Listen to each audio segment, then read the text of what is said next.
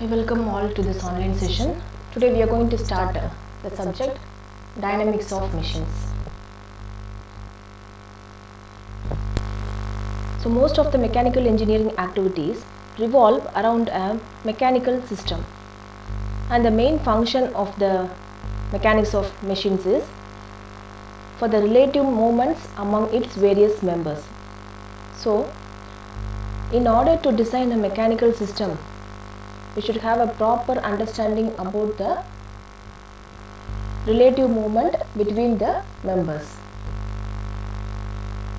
So this subject, theory of machines, is used to provide the engineers the necessary tools to systematically synthesize a system.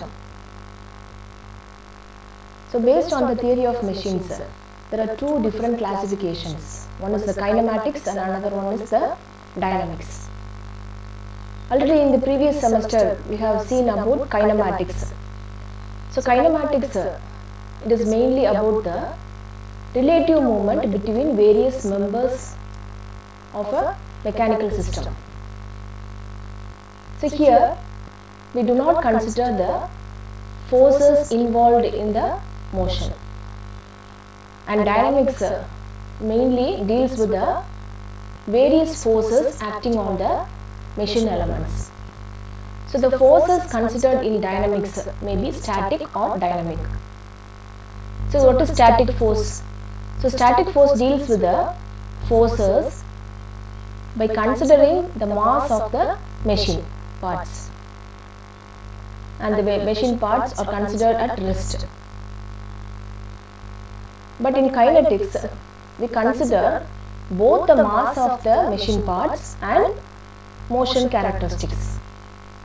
So these are the basic classifications of theory of machines. So here we are going to study mainly about the dynamics of machines in this subject. So before going deeply into the subject, we should know the various laws of motion. So we have studied already the Newton's 3 laws of motion. So what is first law? So first law describes about the force. So when a body is in a table, when an object is in a table, if there is no force involved in the object, then the object is at rest. And if we move the object, then the body moves. So when we give a force, the body moves.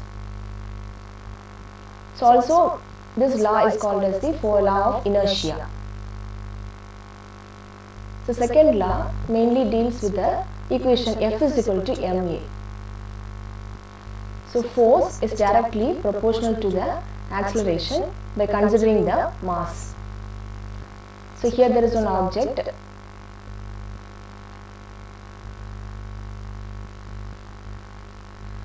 So here when it moves, what happens? When we give force, the object moves.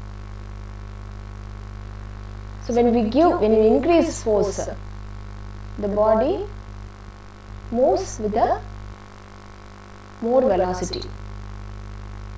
So the force what we apply is shown to accelerate the body. So the more force we give, we get more acceleration. So also the force is depends upon the mass of the object. So this law, the second law, is mainly used for measuring the force quantitatively. So third law shows the relation between the force and the reaction taking place. So here you can see a balloon filled with air. So when air gushes out, the balloon moves up. So every action has an equal and opposite reaction. It is a condition of third law. So next, here we are going to see two different types of force analysis. static and dynamic. So first we can see what is static force analysis. So if the magnitude of inertia force is negligible or zero or small when compared to externally applied force, then the analysis is called as static force analysis. So for example, we can take a lifting crane application. So the crane, in order to lift an object, we use a bucket or hook. So here the weight of the bucket or the weight of the crane is not considered for lifting any object. So here we are going to see two different types of forces. One is the externally applied force. It is applied force which is applied to the body. Second one is constrained force. So the constraint means there is limitation. The force which tends to react the body to a certain behavior in a particular manner. That is a constrained force. So the basic terms which are related to static force analysis are seen. One is the static equilibrium. So the static equilibrium condition is mainly based on the Newton's first law. That is, a body, it remains at rest or of uniform motion in equilibrium. So for example, we take that Earth rotating around the Sun. So when Earth is rotating around the Sun, there should be some pulling force for Earth towards the Sun. So this can be verified by using the Newton's second law. That is, already we know Newton's second law is F is equal to ma. We can check using Newton's second law. So when there is a uniform motion, what happens? The change in velocity will be zero. The velocity change, there won't be any velocity change, it is zero. So if the velocity change is zero, the acceleration is zero. And if acceleration is zero, there is no force. Force equal to zero. So F is equal to ma. So acceleration is zero. So F is equal to 0. So when an object rotates with constant velocity, that is uniform velocity or uniform motion, there won't be any force. No force is needed for the object. So here we have two conditions of equilibrium. So already we have studied the two conditions in engineering mechanics. That is, the summation of all the forces acting on a body is equal to 0, and summation of all the moments acting on a body is equal to 0. That is, summation of F is equal to 0 and summation of M is equal to 0. Next we are going to see the equilibrium for a member which has two forces acting on a body. So let us consider a body which is having two forces. So the forces can act at any part. You can consider like that. So for keeping this body to be equilibrium condition, to satisfy the equilibrium condition, there are three conditions. One is the force should be equal. It is F1 equal to F2. Next, the two forces should be in the same line, should act along the same line or should be in the same line of action. And the third condition is the forces are to be in opposite direction. So these three conditions are satisfied, then we can tell this body is in equilibrium. It is an equilibrium condition for this status.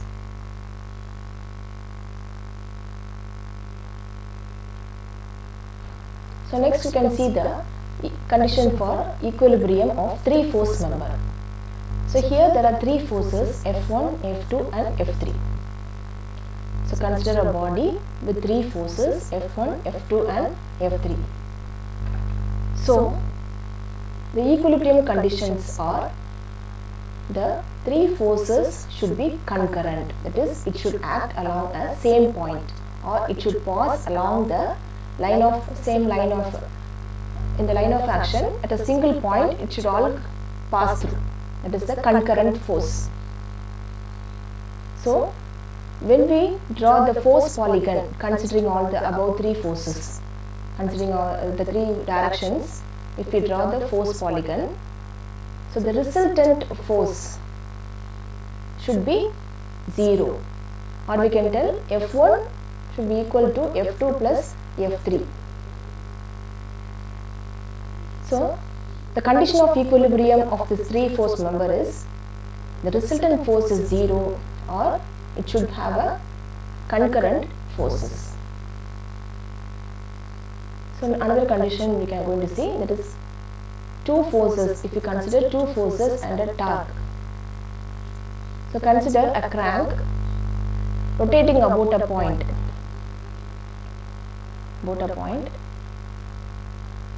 So the torque considered here is T. So here we are having two force, F2 and F1. So due to this two force, there is one rotation moment in the crank due to these two forces. It is called as couple. So couple takes place when there are two equal and opposite forces. Some rotation movement is taking place, that is called as a couple. So the equilibrium condition of this crank occurs when the couple and this torque is equal. That is the equilibrium condition at the point. So that is the torque T, it is equal to F1 into H, or it should be equal to F2 into H. So H is the distance between F1 and F2, vertical distance, it is H. So here the condition of equilibrium is the forces are equal, F1 equal to F2, it should be parallel and it should be in opposite direction. Then only equilibrium condition will be satisfied.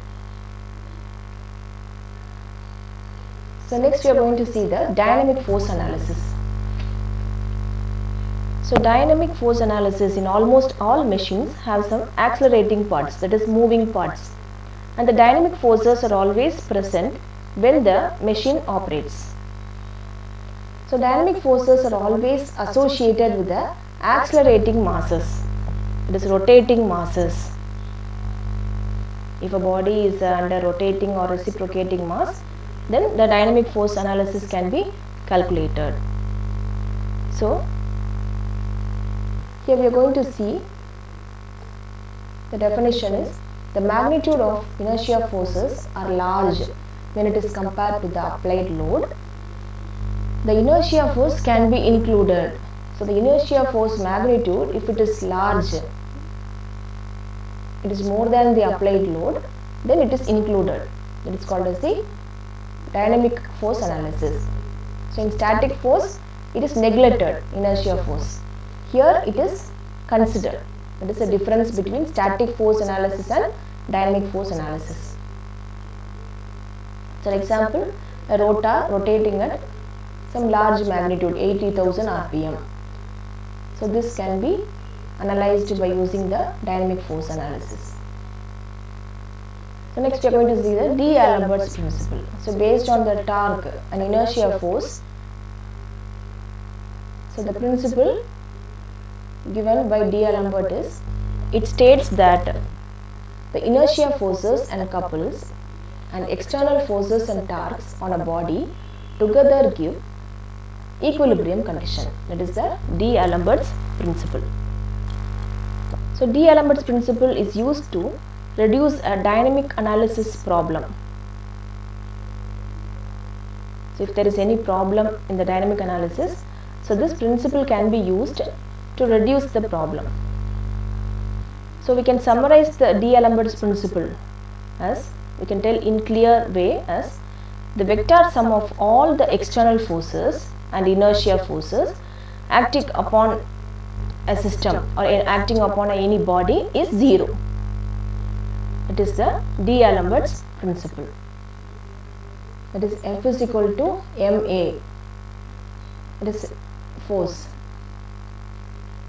So torque, for torque we can write T is equal to I into alpha. I is the inertia, mass moment of inertia, and alpha is the angular acceleration of a body. So here for inertia force, it is opposite to the externally applied force, that is inertia force. So Fi can be written as minus ma. Similarly, inertia torque, there is one term inertia torque. So inertia torque is always opposite to the applied torque, that is minus I alpha. So here both the forces, inertia force and the externally applied force, then inertia torque and applied torque, it should be 0. That is the condition of D'Alembert's principle. So next we are going to see what is the inertia, term inertia force and inertia torque. So inertia, we know it is the property which resists any change in its state of rest or of uniform motion. So the property of resistance is called as the inertia. Offering resistance is called as the inertia. So inertia force is always opposite to the external force. This minus ma. So an inertia torque, it is the imaginary torque. In order to bring the body to equilibrium condition, we can assume the inertia torque in order to bring the body to equilibrium condition. So inertia torque is minus of external torque, that is minus I into alpha.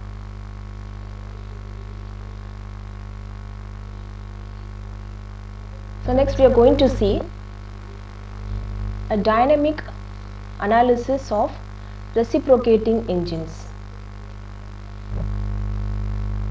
So there are two different methods for doing the analysis. One is the analytical method and another one is the graphical method. So already we have studied the graphical method, that is drawing the graph of the velocity diagram and acceleration diagram. So in kinematics already we have studied, I hope so. So also here we are going to recollect the same thing. So today we are going to see the analytical method, that is formulation method. So this is, you can see this is a reciprocating engine. So OA is the crank. The crank is having a radius of R. So it is moving along the rotary motion. So AB1 is the connecting rod. So when the crank is at initial position, inner dead center, inside, the piston will be at B. When the crank is at the outer dead center, then the piston moves inwards. So these are the two positions. When it is inner dead center, it is B, and when it is at A, it is B1. And the connecting rod length is L. The angle made by the crank is theta, and the angle made by the connecting rod is beta. So this is the line of action. And Y is the height. So this is the line drawn vertically, AA1, in order to simplify the equations. So this is height is Y. So omega, the crank moves with a constant angular velocity omega. So here you can see the distance is x. When it travels from B to B1, it is x. And from B to this is the length L, same length AB1, and this line length is same. So let the crank OA rotates with the angular velocity omega, that is radian per second, and the connecting rod B1A makes an angle phi. So here it is beta. Sorry, it is beta. So it is a line of stroke B1O. So the displacement of the piston from B to B1 is x. When the crank rotates, theta from inner dead center till this point A, this angle theta. So we are going to find the expressions for displacement, velocity and acceleration.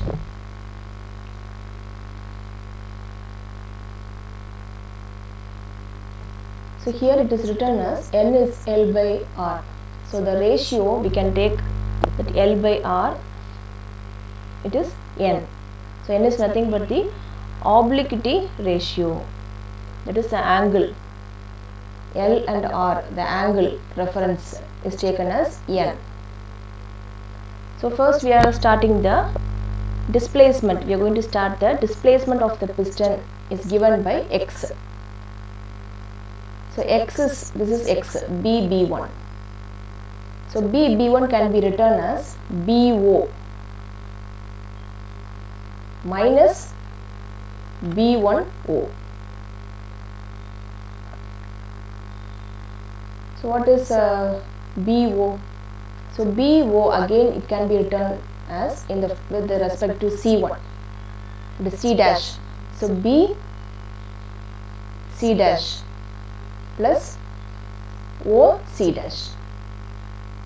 So BO can be written as O C dash plus C dash B, and B1O can be written as OA1, that is OA1 and A1 B1. So already we know that OC1. What is OC1? OC1 is the crank length. It's all same. So it is R and L. So L plus R minus OA1. What is OA1?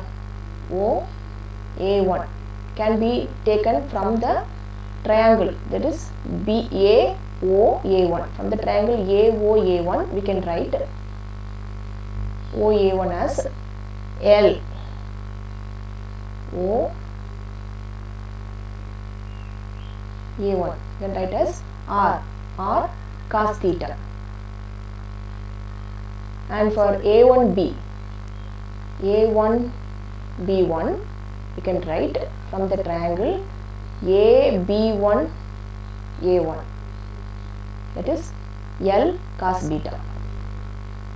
So the next line, so this we can write in terms of N. So L is equal to NR plus R minus L. L is NR cos beta plus R cos theta. So next line, all the terms have R. So we can take R as a common, R outside. So N plus 1 minus N cos beta plus cos theta. So this cos beta can be solved here. Already we know the equation, mathematical equation, cos beta is equal to root of 1 minus sin square beta. So 1 minus sin square beta. Sin square beta can be taken from this triangle. Sin beta is R sin theta. So R sin theta the whole square by L square. This is taken from this triangle. So cos beta is solved. 1 minus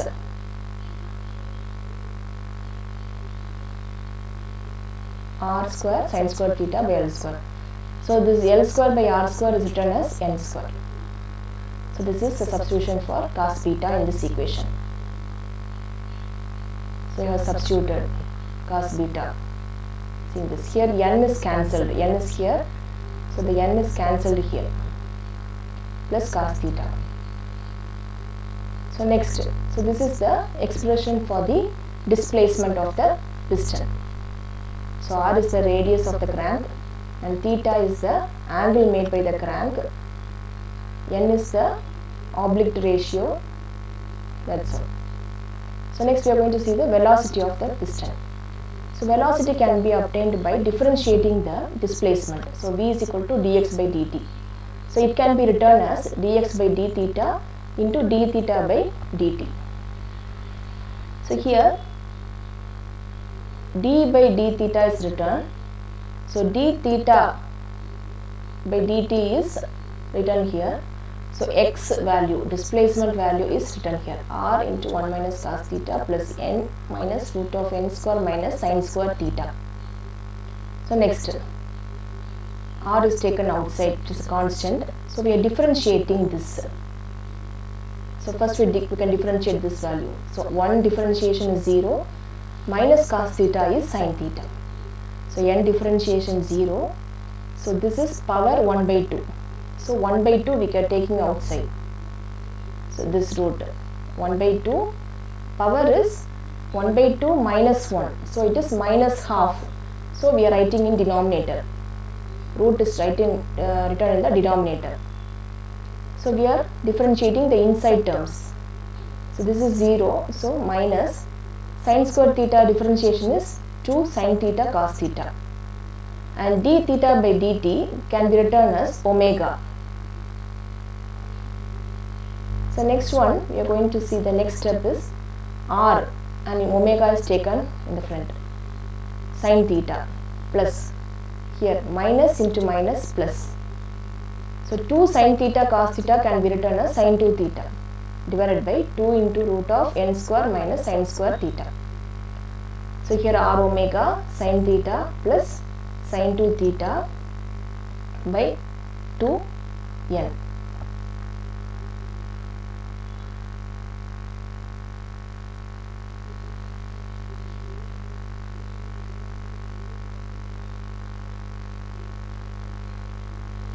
So this is a very small term, so we neglect this sin theta 2 theta by 2n.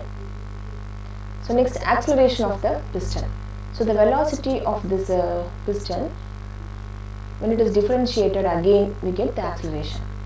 So a is equal to dv by dt. It can be written as dv by d theta into d theta by dt. So the next step, a is equal to d by d theta. For v, we have to substitute this r omega sin theta plus sin 2 theta by 2n into omega. This is omega. D theta by dt is omega.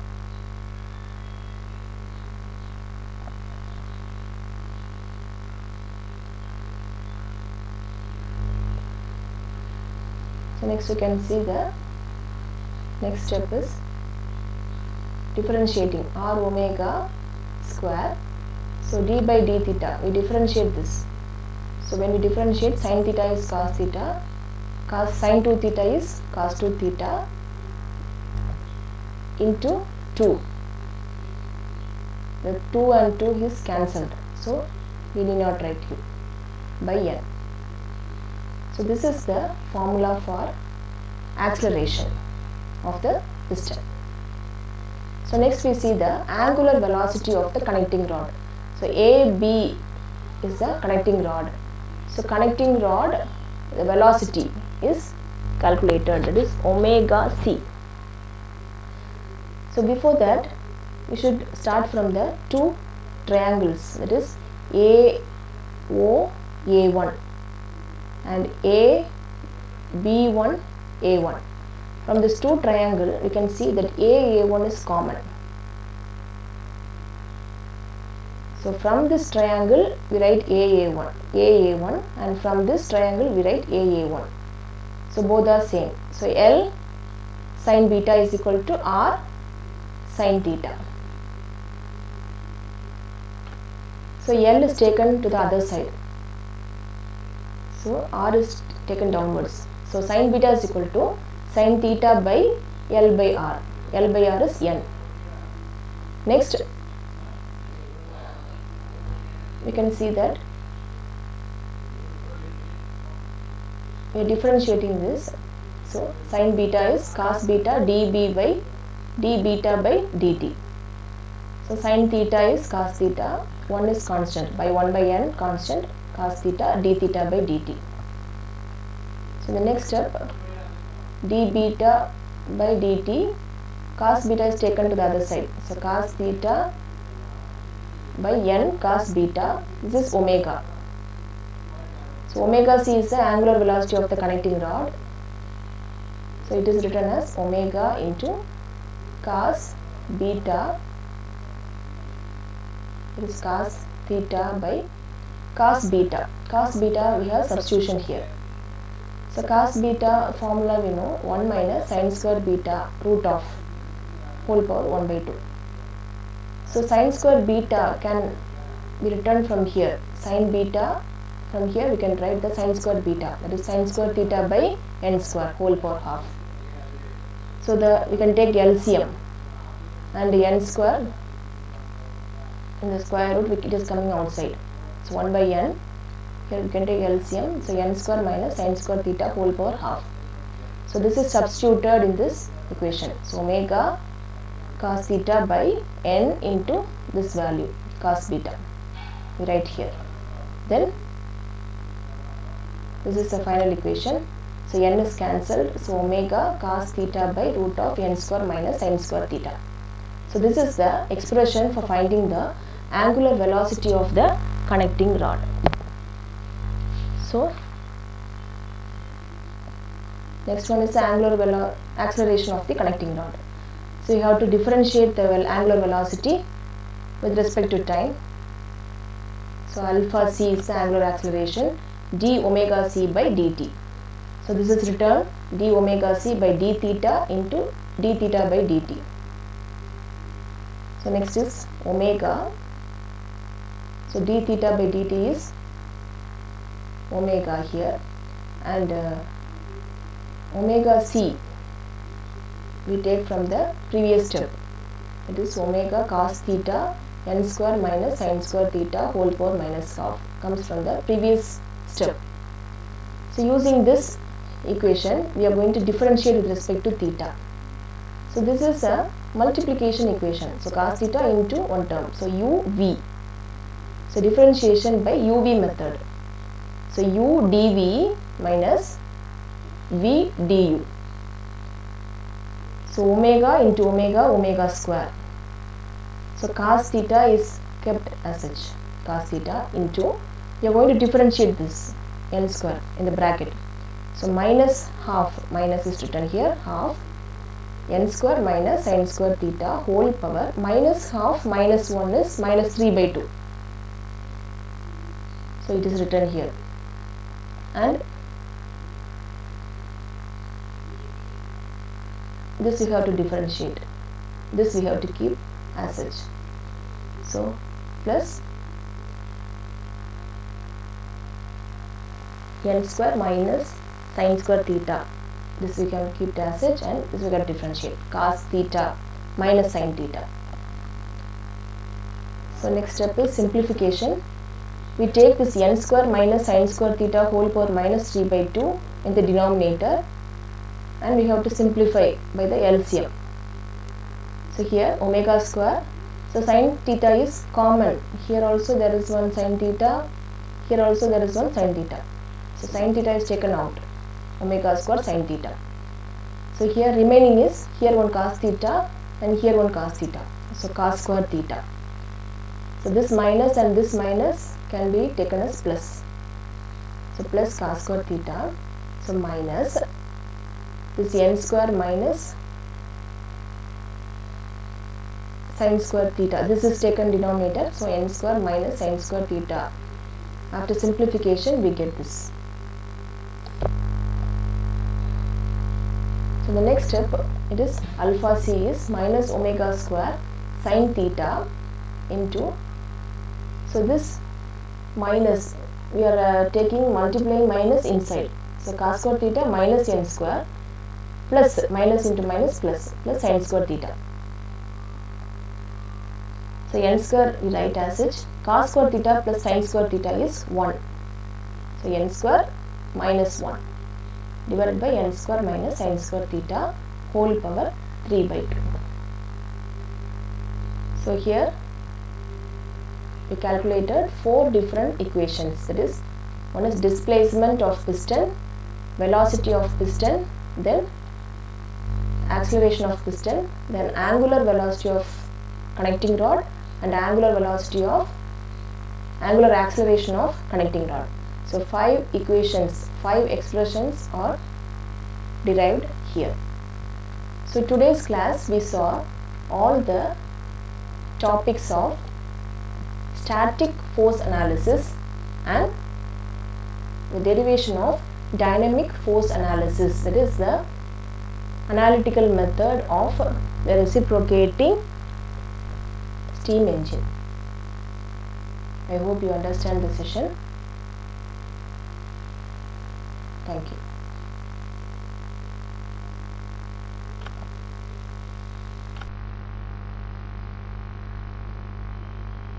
I welcome all to this session.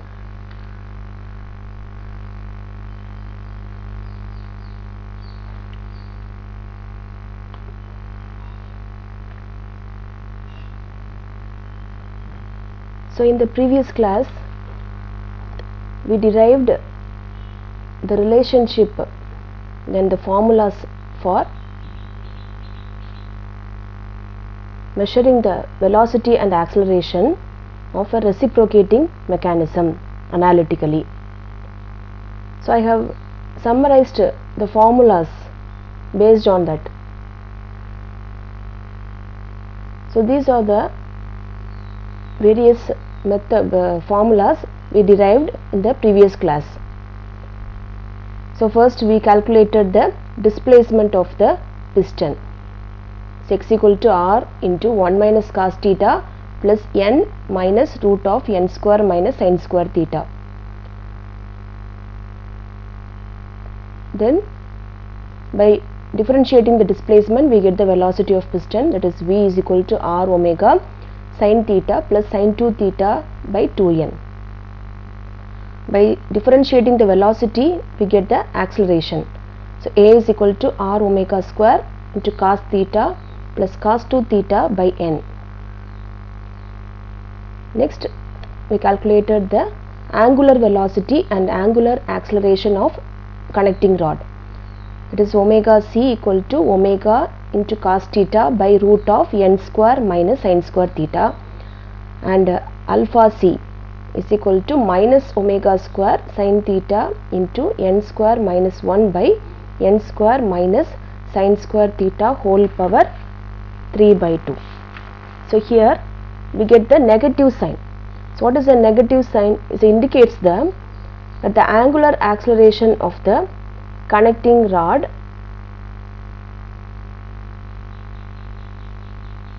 is tends to reduce by the angle. Okay, it is reducing, the angle is reducing, that is the indication, the negative sign's indication. So with these formulas we can solve two problems in this class. So problem 1. So in a slider crank mechanism, the length of the crank and the connecting rod are 100 mm and 400 mm respectively. So the crank length and connecting rod length is given here. The crank rotates uniformly at 600 rpm clockwise when the crank has turned through 45 degree from the inner dead center.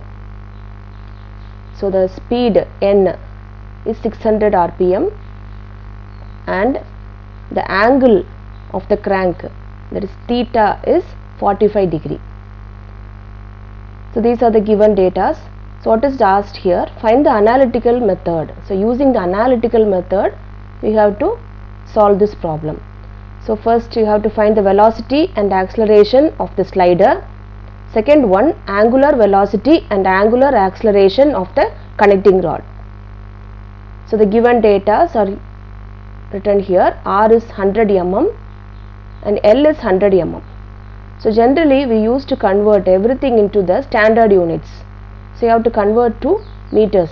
So 0.1 meter and it is 0.4 meter, and speed and the angle of crank is given. So first we have to start solving the problem by converting the speed rpm to omega, because in the formula we see there is a omega, we don't use directly speed. So omega is 2 pi n by 60. So by substituting all the values n, we get the answer 62.83 radian per second, and the obliquity ratio, that is n, is specified here. We don't specify as L and R individually, by n. So n ratio also you have to find. Then we have to start the first step, that is velocity of slider is substituted using this formula. So the acceleration of the piston, by using this formula we have to substitute for r, then omega, then theta and n. Then angular velocity formula is substituted for these values, and angular acceleration is also calculated. So all are known values. Using the formula, you should know the formula, then only you can solve this problem. So the answer for every terms is given here. So you note it down and you can solve the problem by yourself. So substitute all the values, and by substituting you get this answer. So this is a general method of asking the problem, that is direct method. By substituting the formulas you can solve this. So next problem is, in a reciprocating engine mechanism, the crank and connecting rod are 300 mm and 1 meter long respectively. So the length of the crank and the length of the connecting rod is given, it is r and l. The crank speed is given, the crank rotates at constant speed 200 rpm, r, that is n is given here. So determine analytically, first one, the crank angle at which the maximum velocity occurs, and number 2, the maximum velocity of the piston. So the given data, you have to write the given data, and first you have to find out omega and n. Omega substitute by using the formula, and you also find the value of n. So to determine the crank angle at maximum velocity, we have to assume that theta is the crank angle from inner dead center at which maximum velocity occurs. So theta is considered as the maximum velocity angle. So by assuming that, so the velocity of the piston, that formula, the change in velocity of the piston, that is dv by d theta, is considered as 0 in order to find the value of theta. So maximum velocity means after that it won't increase, so that is the limit of the maximum. So maximum velocity when it occurs, when the acceleration is 0. So the change in velocity, that is dv by d theta, is the acceleration, it should be assumed as 0. So substitute the formula for v, that is omega r sin theta plus sin 2 theta by n, that is equal to 0. So by substituting you can see omega r is written here, you differentiate with respect to theta. So sin theta is cos theta plus sin 2 theta differentiation is 2 cos 2 theta, that is cos 2 theta into 2.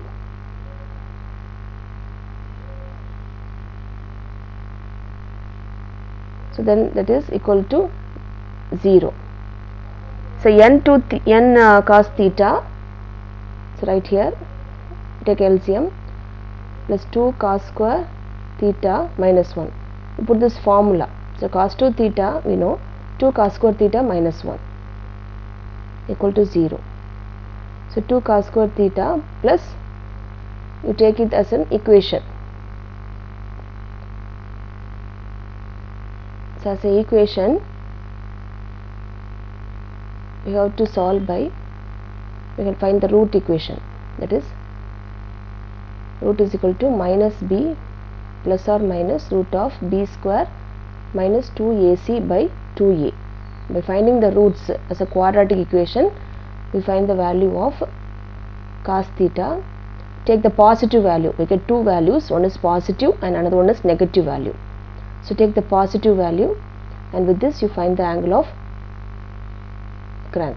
So at this angle the maximum velocity occurs when it is 75 degree. So we substitute 75 degree in the velocity equation, in this velocity equation, and you find the maximum velocity.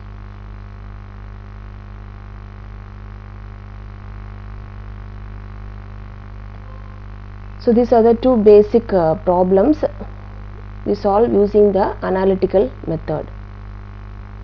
So this is the formulas. So the next method we are going to see for finding the velocity and acceleration is graphical method. So using the graphical method also we can solve the problem to find the velocity and acceleration by drawing the different velocities. So there are three methods of construction methods: Klein's construction, Ritter-Haas construction and Bennett's construction. But we use only one method of construction, that is Klein's construction.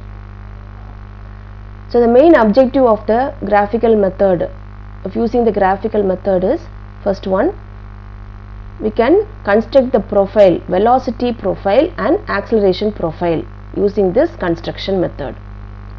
So the two diagrams, the two profile diagrams can be constructed by using the Klein's construction. So already in kinematics you have drawn the velocity diagram and acceleration diagram graphically. So this method is also similar to that graphical method. So here the velocity and acceleration obtained by using this construction diagram, we are not going to draw separately as we draw earlier in kinematics. Here along with the configuration diagram, inside the configuration diagram we are going to represent the velocity and acceleration diagram. We do not draw separately. You need not to draw separately. The inside itself you can draw the diagram. So here, so consider a reciprocating steam engine mechanism, OCP. So here OC is the crank makes an angle of theta, then the crank rotates with an angular velocity omega, and connecting rod PC is the connecting rod, and PO is the line of action, line of stroke line. So P is the piston, so the piston moves along the line of stroke, that is OP, it moves along the line OP.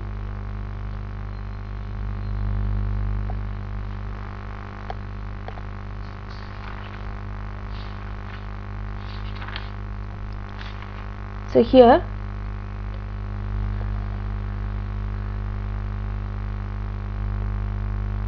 the velocity and acceleration diagrams are to be discussed in this step by step. So the first step for drawing the velocity diagram is, so first we are going to draw the velocity diagram and then acceleration diagram. So first a line is drawn, that is OM, that is perpendicular to OP. So this is OP line. A line is drawn perpendicular to OP from O. Like this you have to draw one line, first step. So the line OM intersects the PC, the line PC. So you have to draw, next step you draw a line parallel to PC. So along PC you have to draw a line to intersect at M.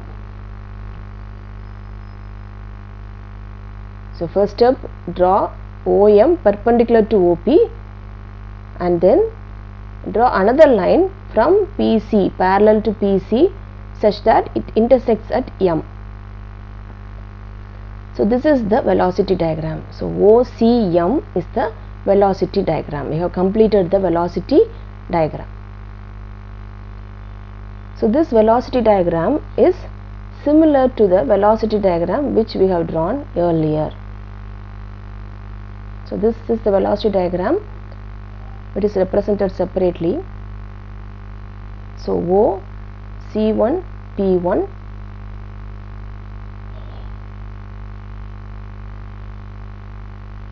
so O, C1, then C1, P1 and O, P1.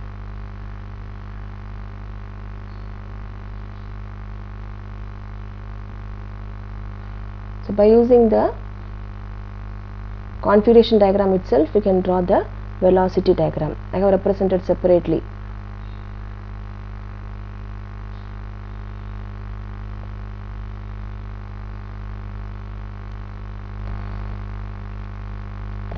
So next, the triangle OCM is known as the Clyne's velocity diagram. So OCM is called a Clyne's velocity diagram. So in this triangle OCM, so OM is perpendicular to O, that is a OP. OM is perpendicular to OP, first step. Second, the CM is parallel to PC. CM is parallel to PC. So this is the two steps for the velocity diagram construction. So already we have discussed in kinematics, the velocity diagram is a triangle OCP. So the OCP diagram, so this OCP is already constructed in the previous subject through kinematics. So and if this triangle is rotated through 90 degree, we can get this triangle OC1P1. So the two methods of construction of velocity diagram appears to be similar. So the Clyne's construction and the relative velocity method this is relative velocity method construction and this is Clyne's construction. So the both method seems to be similar. So next we can find the expression for finding the velocity. So from the similar triangles OCP and OC1P1, you can find the relationship, that is OC1 by OC.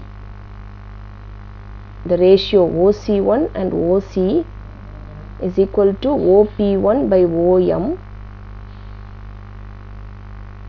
and C1P1 by CM equal to omega. So this ratios from the two diagrams are similar. So what is OC1?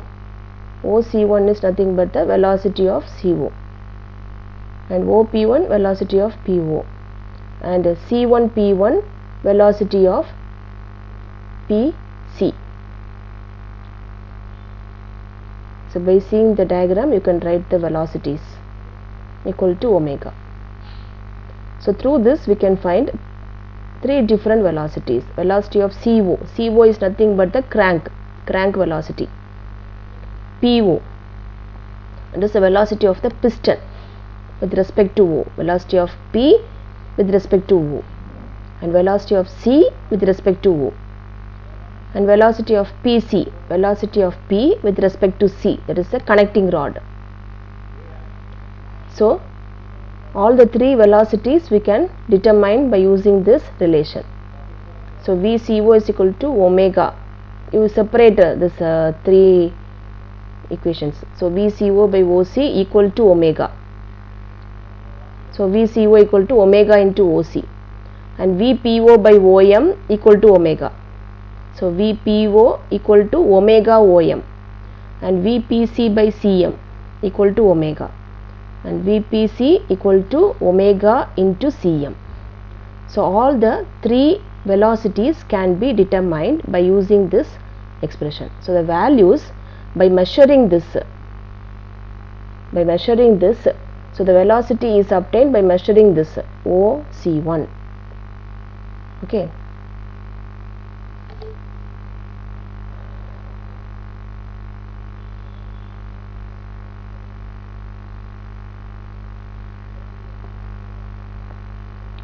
So next step is the acceleration diagram in Clyne's method.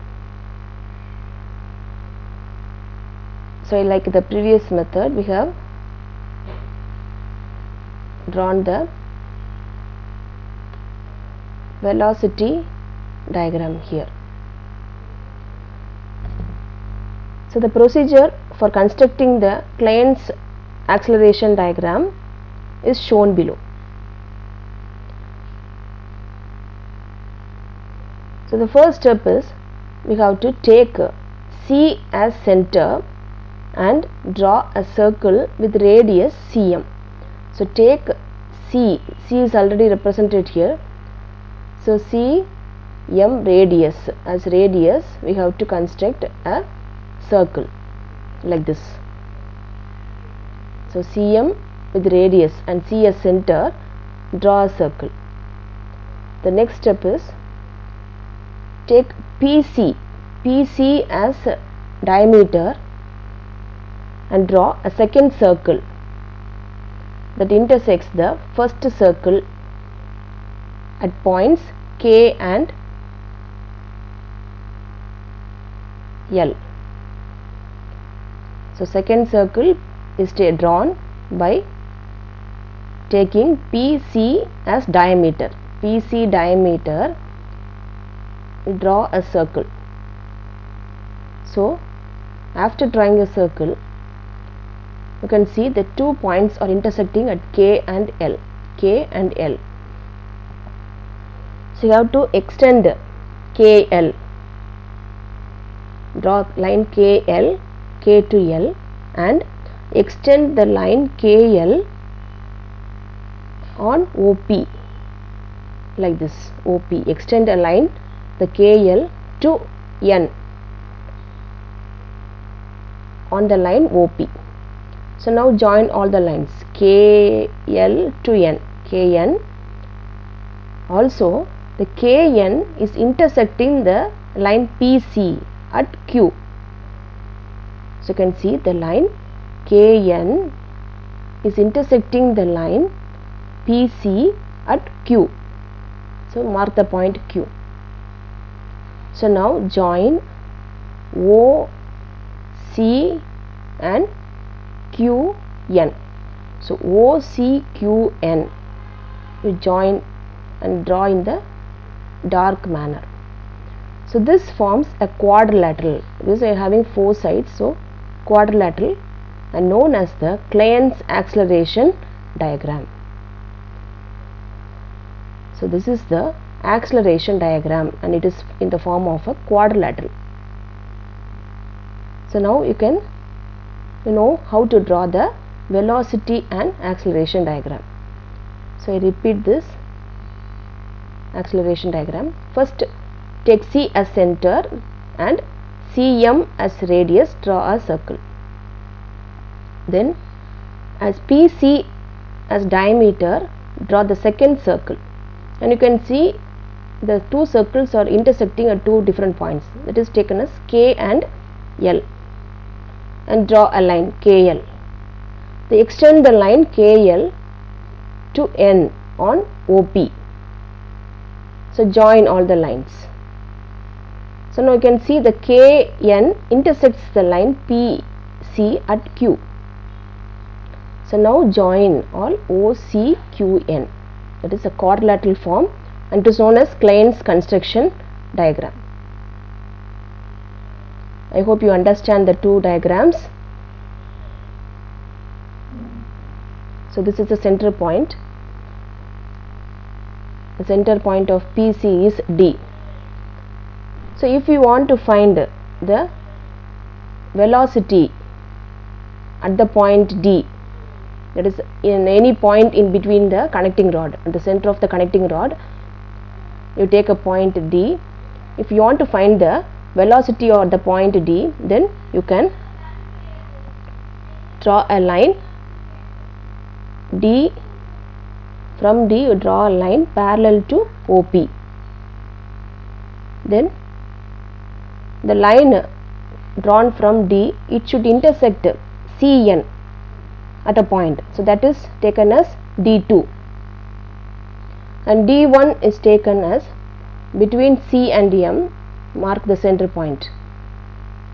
As D is dividing PC, the CM, the D1 should divide the CM, same ratio, so that is drawn here.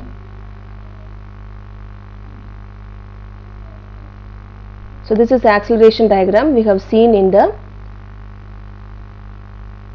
earlier by relative velocity method. This is the acceleration diagram we get. So both diagrams are similar form. So we have to find the various points, the acceleration of various points. It can be determined by not drawing the separate diagram. By using these expressions we can find out. No need to draw the separate diagram.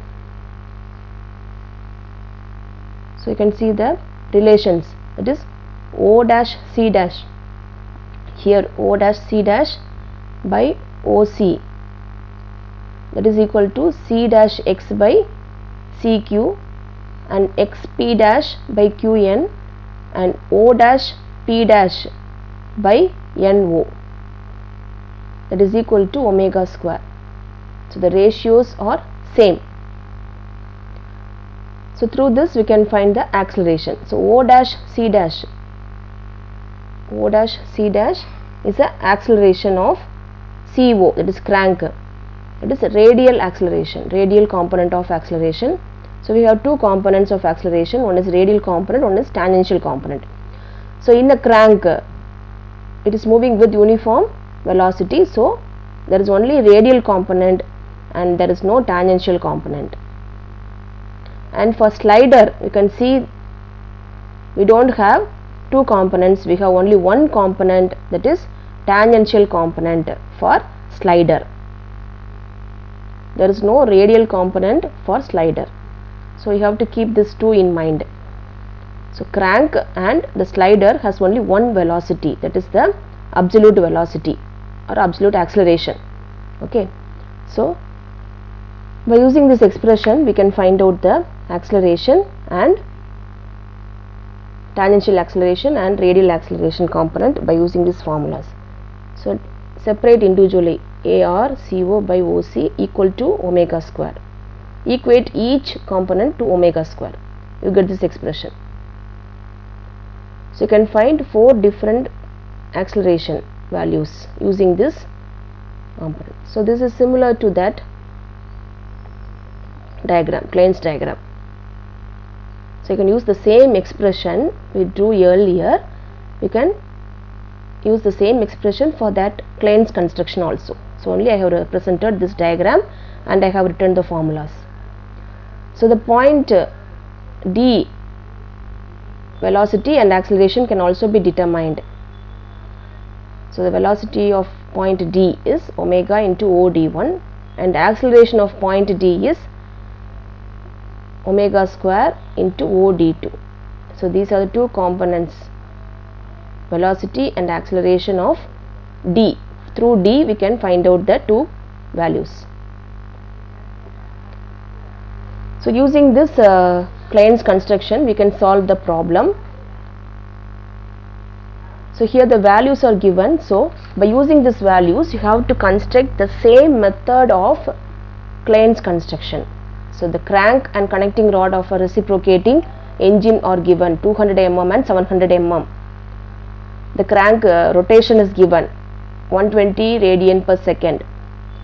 So by using Klein's construction we have to find velocity of piston and acceleration of piston, that is P, velocity of piston, slider, and velocity and acceleration of the midpoint of the connecting rod. I have given the D, velocity of D. D is the midpoint of the connecting rod. So this formula. So angular velocity and angular acceleration of the connecting rod at the instant of crank angle 30 degree. So given data, so you have to find this velocity of P and acceleration of P. So this is the to find values.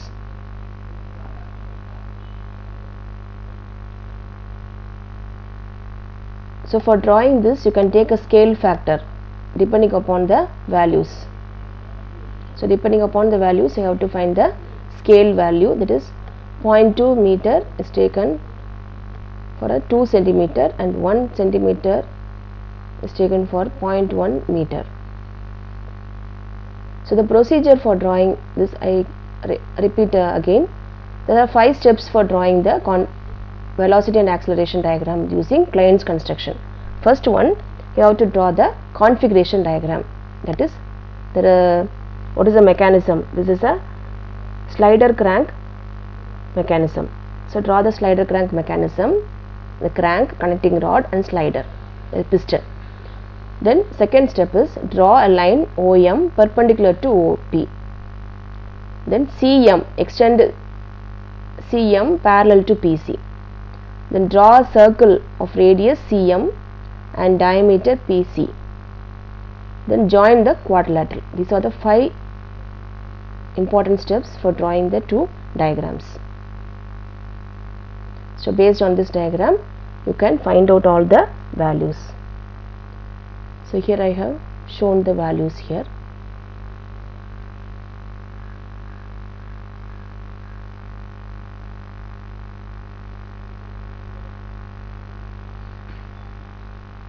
So by measurement, here we find OM. After drawing the plane's construction, we measure OM and find velocity of piston. So when we take the scale ratio through drawing, you have to convert the scale ratio and again you have to write here. So this is the scale ratio. You have to convert again to the scale ratio. Then measure NO from the diagram and find out the acceleration of piston. And OD1, OD2, CM and NO and QN all are measured. All the values which is shown in the block letters, it is measured from the diagram and you have to find using the formulas.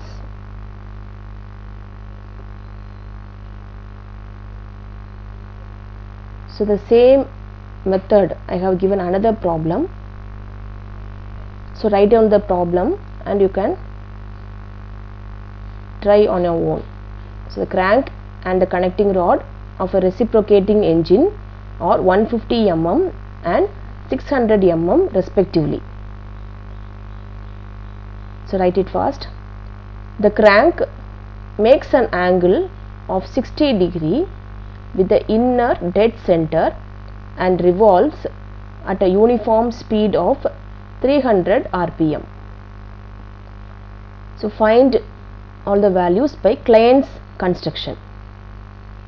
So the same as previous problem, we have to find the velocity and acceleration of piston. Second one, velocity and acceleration of the midpoint D of the connecting rod. Third one, angular velocity and angular acceleration of the connecting rod. So the given values, write down the first write down the given values, crank length and connecting rod length, then crank angle theta, then speed is given n. So now you have to find all the 3 values for piston, for connecting rod and midpoint of the connecting rod. You have to find both acceleration and velocity. So note down the values and you draw the construction diagram and you substitute all the values. You can refer the book Jayakumar, Dr. V. Jayakumar book can be referred for dynamics of machines. So you have all the university question papers solved. So by referring you can solve the problem.